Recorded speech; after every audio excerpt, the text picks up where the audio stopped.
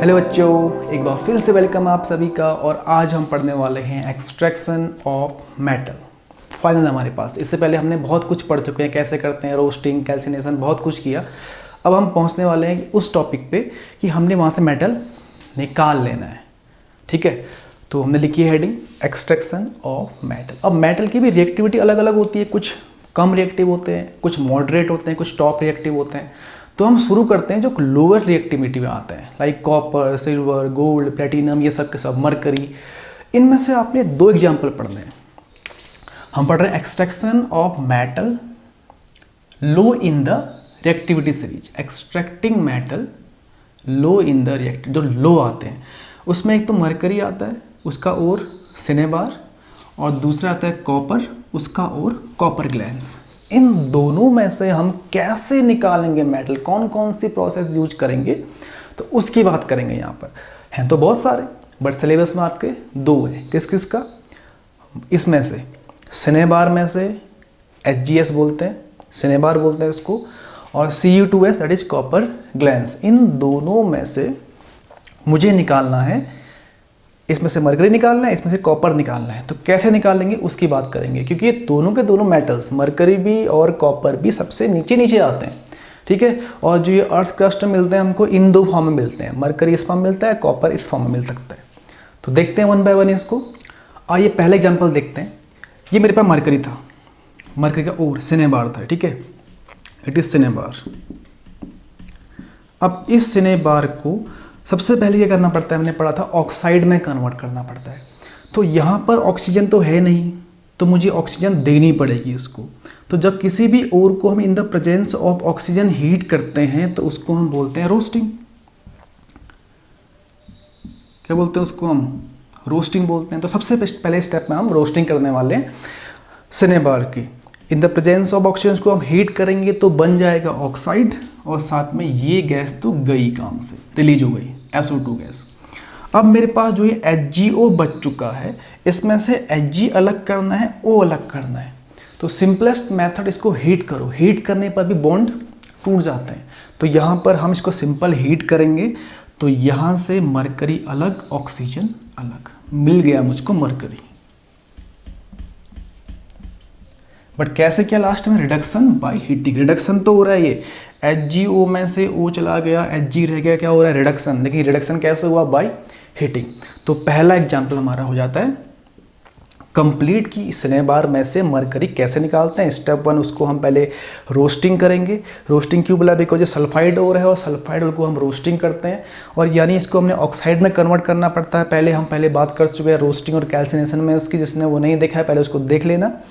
और HgO में से मुझे Hg अलग करना है, तो हमें कुछ नहीं करने की जरूरत है। यहाँ पर सीधे सीधे हीट कर दो, और हीट करने पे क्या होगा? ऑक्सीजन यहाँ से रिमूव, Hg मिल जाएगा मुझको। कैसे किया? Reduction by heat. तो पहला एग्जाम्पल हो जाता है यहाँ पर कंप्लीट। अब आते हैं दूसरे वाले एग्जाम्पल पे। तो आते हैं दूसरे एग्जाम्पल पे, कौन सा वाला? ये वाला, कॉपर ग्लैंस। कॉपर ग्लैंस लिया था, इसका फॉर्मूला Cu2S होता है। तो स्टेप वन में क्या करना पड़ता है आपको? किसी भी ओर को ऑक्साइड में कन्वर्ट करना पड़ता है।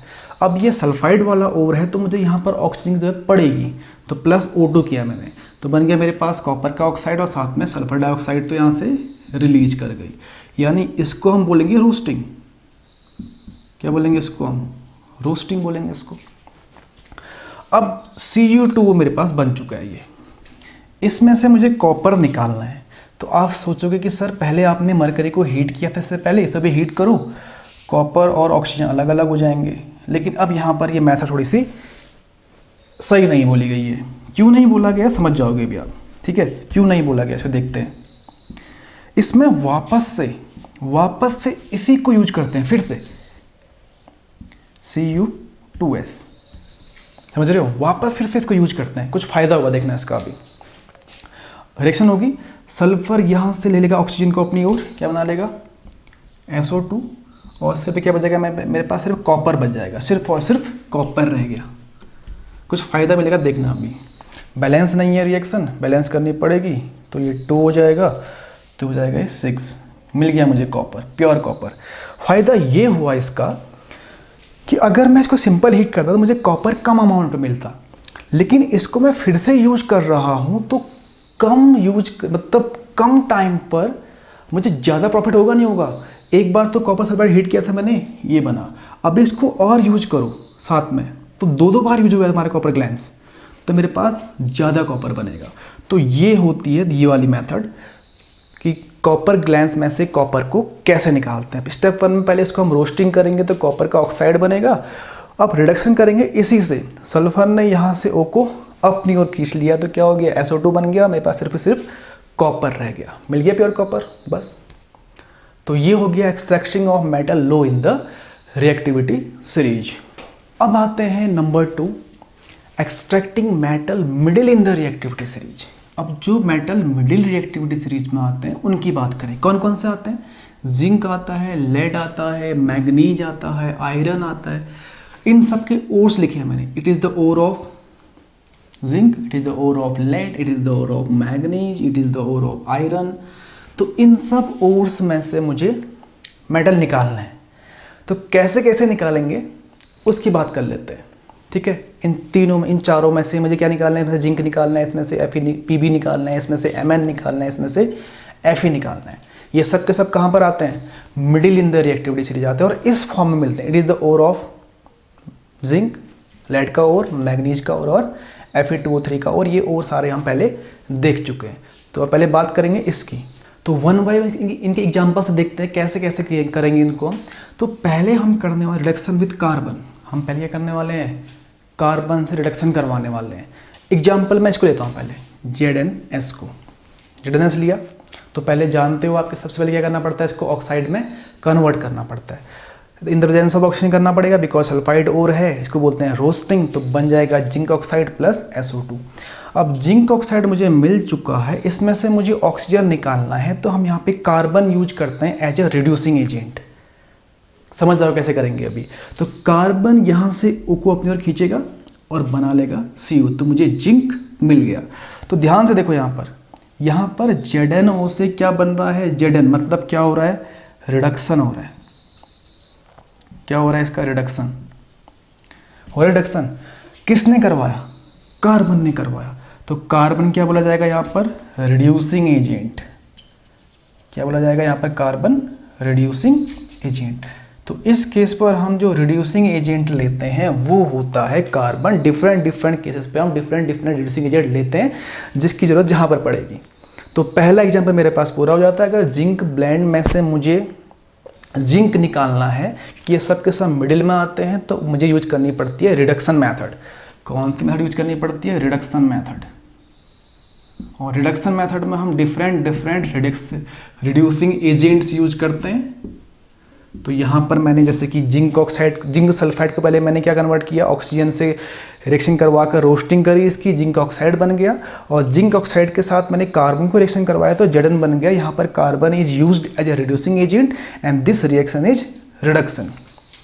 अब दूसरे पे आते हैं, PbO के लिए आते हैं। अब तो दूसरा एग्जाम्पल जो मेरे पास है वो है PbO का। PbO को हम PbO में से Pb निकालने, लेड निकालने वाले हैं। तो ये ऑलरेडी ऑक्साइड में है, ऑलरेडी ऑक्साइड में है, तो सीधे क्या यूज कर लो? कार्बन यूज कर लो। तो कार्बन क्या करेगा? यहाँ से ऑक्सीजन को निकालेगा और बना लेगा Pb प्लस CO2। ध्यान से देखो यहाँ पर PbO से Pb बन रहा है, मतलब हो रहा है reduction. The removal of oxygen is known as reduction. लेकिन अपने आप नहीं हो रिडक्शन, किसने करवाया? कार्बन ने। कार्बन ने यहाँ से ऑक्सीजन खींची, तो जो रिडक्शन करवाता है उसको हम बोलते हैं रिड्यूसिंग एजेंट। रिड्यूसिंग एजेंट बोलते हैं। तो वही तो पढ़ रहे हैं, रिडक्शन विथ कार्बन। तो दो एग्जांपल ले लिया हमने, इसका और इसका। अब इन दोनों पे आते हैं, अगले वाले पे। क्या यहाँ पर भी कार्बन यूज करेंगे? यहाँ पर हम कोई दूसरा यूज करते हैं। नेक्स्ट एग्जांपल पे आओ, MnO2 पे। अब MnO2 पे हम कार्बन यूज नहीं करते हैं। Reduction with aluminium. अब हम बात करने वाले हैं रिडक्शन विथ एल्यूमिनियम, मतलब हम रिड्यूसिंग एजेंट अब यहाँ पर एल्यूमिनियम लेने वाले हैं। तो मेरे पास MnO2 था, इस पे मैंने एक रिएक्शन करवाई एल्यूमिनियम के साथ, तो एल्यूमिनियम ने यहाँ से O को रिमूव कर दिया, क्या बना लिया? एल्यूमिनियम का ऑक्साइड बना लिया, और Mn यहाँ से अलग हो गया। तो फिर से देखो क्या हो रहा है, देखो MnO2 था यहाँ पर, यहाँ से इधर क्या बन गया? ये Mn, मतलब क्या? रिमूवल ऑफ ऑक्सीजन हो गया। क्या बोलेंगे इसको हम? रिडक्शन।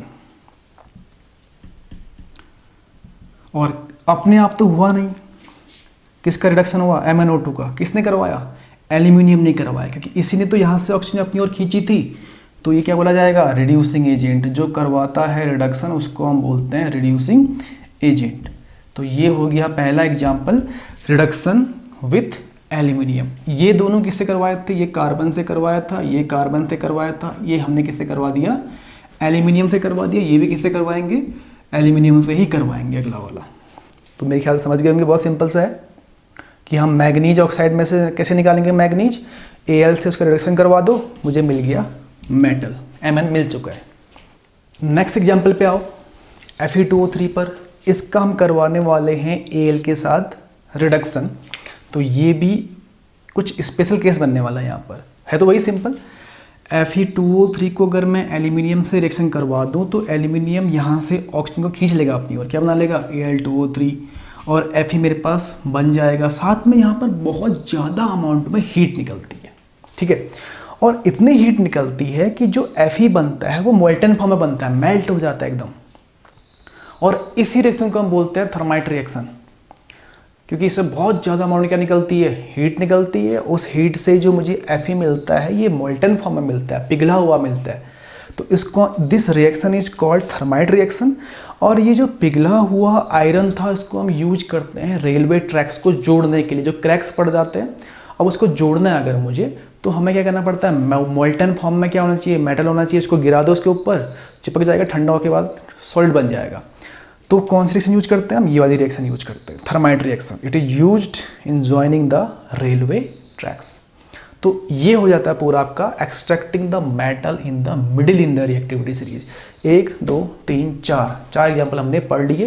फर्स्ट 2 हमने पढ़े थे कार्बन से रिडक्शन करवाया था, और लास्ट 2 का हमने एल्यूमिनियम के साथ रिडक्शन करवाया था। इसमें एक स्पेशल केस मिल गया था, दैट इज थर्माइट रिएक्शन। अब बच जाते हैं हमारे पास top in the reactivity series वाले मेटल्स। तो जो टॉप में आते हैं जो एलिमेंट्स, कौन कौन से आते हैं, सोडियम, पोटेशियम, लिथियम, ये सब टॉप में आते हैं। और अगर मैं सोडियम का एग्जाम्पल लेके चलता हूँ, सोडियम अर्थ क्रस्ट में किस फॉर्म मिलता है, NaCl के फॉर्म मिलता है। पोटेशियम किस फॉर्म मिलता है, KCl के फॉर्म मिलता है। तो अब मुझे NaCl में से सोडियम निकालना है, KCl में से पोटेशियम निकालना है। तो जो हमने पहले 2 मेथड पढ़ी थी, रिडक्शन करना, हीट करना, उसका यहाँ पर कोई फर्क नहीं पड़ने वाला है, बिकॉज NaCl क्या होता है, it is a ionic compound. पढ़ चुके हो इसमें, Na positive and Cl negative होता है। तो इनके बीच का जो इंटरेक्शन होता है बहुत ही स्ट्रॉन्ग आयोनिक बॉन्ड होता है। तो ये सिंपल हीट करने से नहीं टूटता है, या कोई रिड्यूसिंग एजेंट यूज करने से ये नहीं टूटेगा, कुछ फर्क नहीं पड़ेगा इसको। तो क्या करना पड़ेगा, हमें ज़्यादा एनर्जी चाहिए जिससे कि ये दोनों आपस में अलग हो जाए, और वो एनर्जी हमको मिलती है इलेक्ट्रिसिटी से। अब हम क्या करेंगे, इलेक्ट्रिसिटी पास करेंगे इसमें NaCl के अंदर, और तब जाके टूटेगा Na और Cl में, तब जाके हमको यहाँ के सोडियम निकलेगा। इसको हम बोलते हैं इलेक्ट्रोलाइसिस वाली मेथड। कौन सी मेथड, इलेक्ट्रोलाइसिस वाली मेथड। तो जो मेटल्स टॉप में आते हैं उनको हम कैसे करेंगे एक्सट्रैक्ट, उसकी बात करते हैं। जैसे कि मेरे पास NaCl है या KCl है, हम पहले बात करेंगे NaCl की, उस हिसाब से आप KCl को भी बना सकते हो।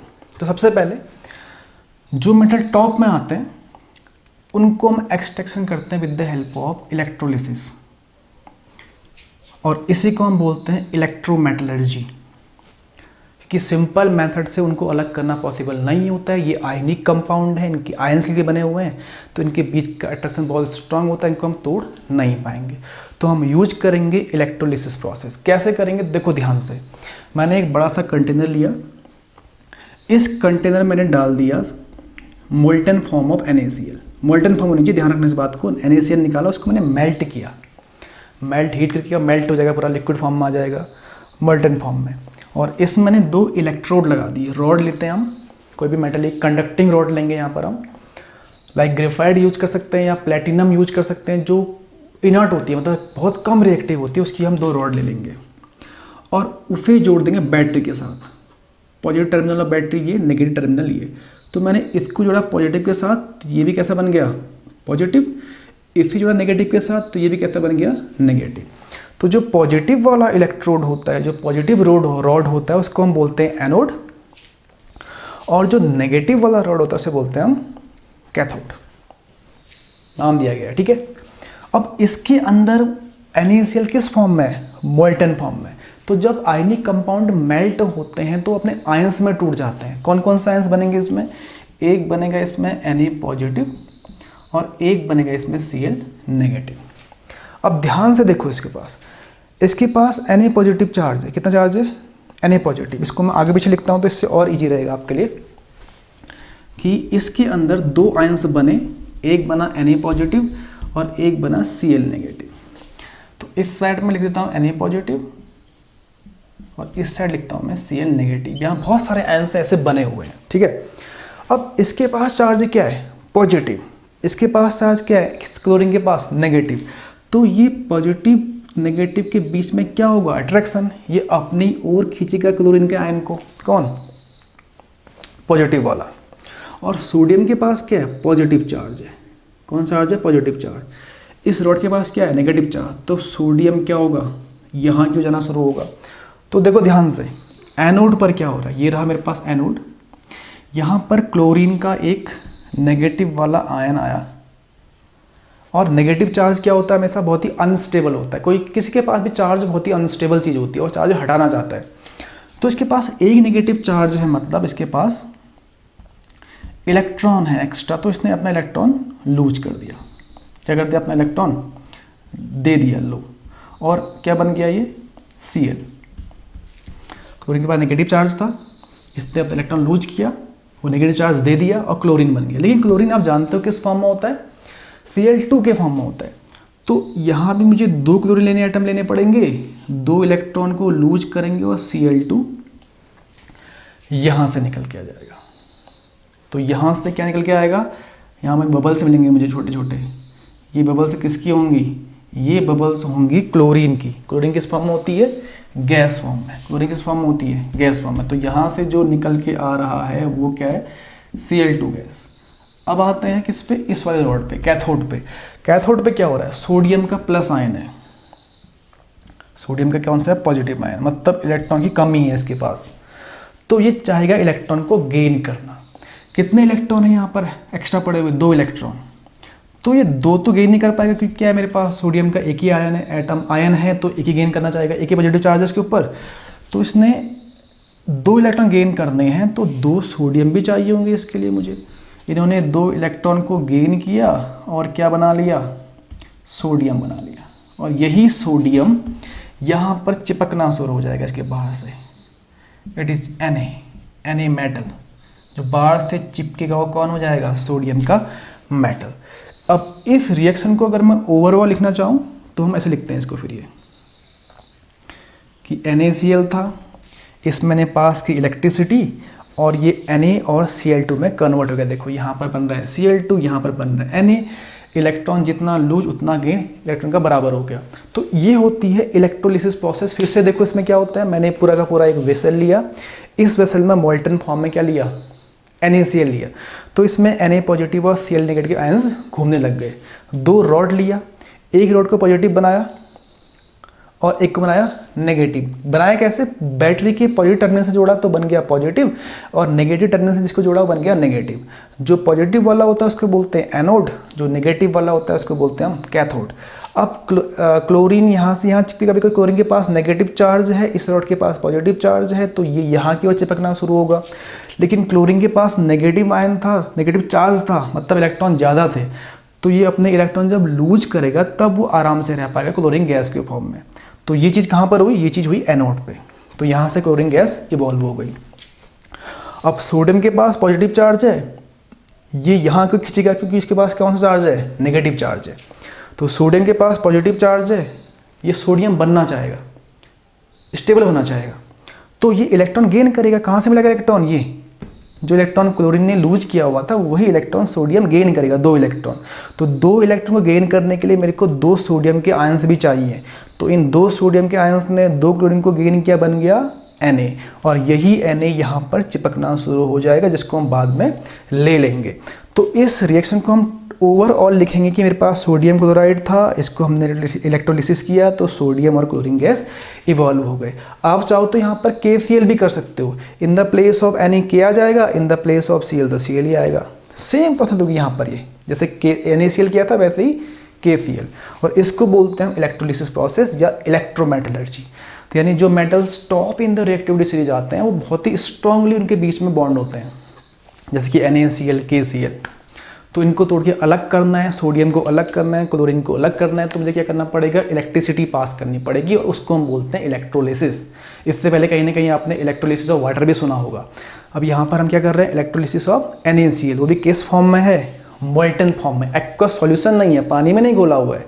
हमने नीचे से रॉक सॉल्ट निकाला, NaCl is a rock salt, उसको मेल्ट किया और मेल्ट करने के बाद इसके अंदर डाला, तो इसमें क्लोरीन के आयंस और सोडियम के आयंस बहुत सारे बन गए। अब वो आयंस चिपकेंगे अपोजिट इलेक्ट्रोड की ओर, क्लोरीन वाला चिपकेगा पॉजिटिव की ओर, सोडियम चिपकेगा नेगेटिव की ओर, और चिपकते हुए वो इलेक्ट्रॉन का लूज गेन भी करेंगे आपस में। बस यही आपकी extraction of metal top in the reactivity series, और इसके साथ ही आपका एक्सट्रैक्शन पूरा हो जाता है। इस सबसे पहले हमने पढ़ा था बॉटम में कौन कौन से एलिमेंट्स आते हैं, फिर हमने मिडिल में बात की थी, फिर हमने टॉप में बात की थी। इतने ही एग्जाम्पल्स आपके सिलेबस में हैं। तो ये यहाँ पर आपका पूरा हो जाता है extraction of metal from their ore. तो नेक्स्ट लेक्चर हम पढ़ेंगे अबाउट द एलॉयज या कुछ और टॉपिक बचेंगे। तब तक के लिए आप इसको समझिए, पढ़िए। All the best.